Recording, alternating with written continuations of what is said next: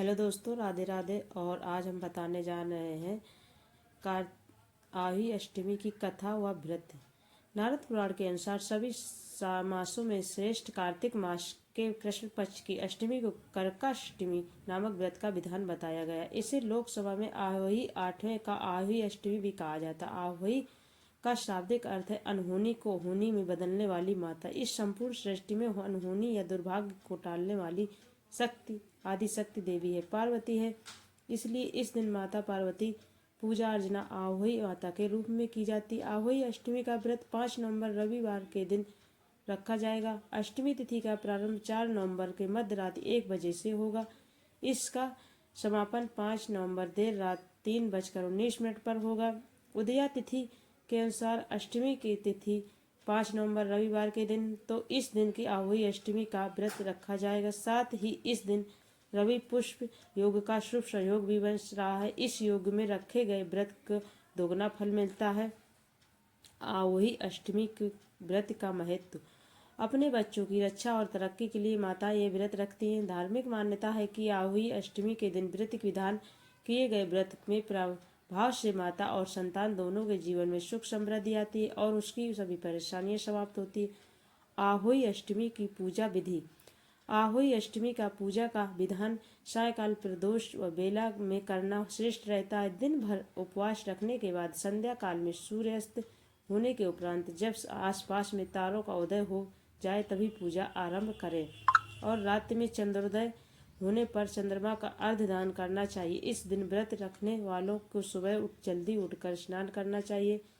इसके बाद घर की एक दीवार को अच्छे से साफ करें और इस पर आहोई माता की तस्वीर बनाकर इस तस्वीर को बनाने के लिए गेरू या कुमकुम का उपयोग करें। इसके बाद घी का दीपक आहोई माता की तस्वीर के सामने जलाएं। फिर पकवान जैसे हलवा, पूड़ी, मिठाई आदि का भोग आहोई माता को लगाएं। इसके बाद आहोई माता का कथा पढ़ें और उनके मंत्रों का जाप करते हुए प्रार्थना करें कि आहोई माता अपने बच्चों को हमेशा रक्षा करें। आहोई माता का मंत्र। आहोई अष्टमी के 45 दिनों तक ओम पार्वतीये प्रिय नंदनाय नमः का 11 माला जाप करने से संतान से समृद्ध सारे कष्ट मिट जाते। आहोई अष्टमी व्रत की कथा।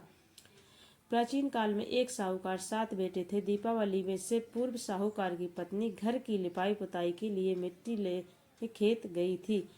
कुदाल से मिट्टी खोदने लगी। मिट्टी खोदते समय उसकी कुदाल में अनजाने से एक पशु सवैक स्याहू के बच्चे की मौत हो गई। इस घटना से दुखी होकर स्याहू की माता ने उस स्त्री से श्राप दे दिया। कुछ ही दिनों में पश्चात वर्ष में उसके 7 बेटे एक करके मर गए। महिला अत्यंत व्यस्त रहने लगी। एक दिन उसके गांव में आए सिद्ध महात्मा को विलाप करते हुए पूरी घटना बताई। महात्मा ने कहा कि तुम उसी अष्टमी को भगवती माता की शरण में लेकर स्याहू और उसके बच्चों को चित्र बनाकर उनकी आराधना करो और क्षमा याचना करो। देवी या माँ की कृपा से तुम्हारा पाप नष्ट हो जाएगा। साहूकार की पत्नी ने साधु की बात मानकर कार्तिक माह के कृष्ण पक्ष की अष्टमी दिन व्रत के प्रभाव से उसके 7 पुत्र जीवित हो गए। तभी से महिलाएं संतान के सुख की कामना के लिए आहोई माता की पूजा करती आई हैं और ये व्रत बहुत अच्छा है। अगर ये हमारी कथा आपको अच्छी लगी तो प्लीज़ चैनल को सब्सक्राइब करें, लाइक करें, शेयर करें और ऐसी जानकारियाँ लेने के लिए चैनल को सब्सक्राइब करें। प्लीज़, धन्यवाद।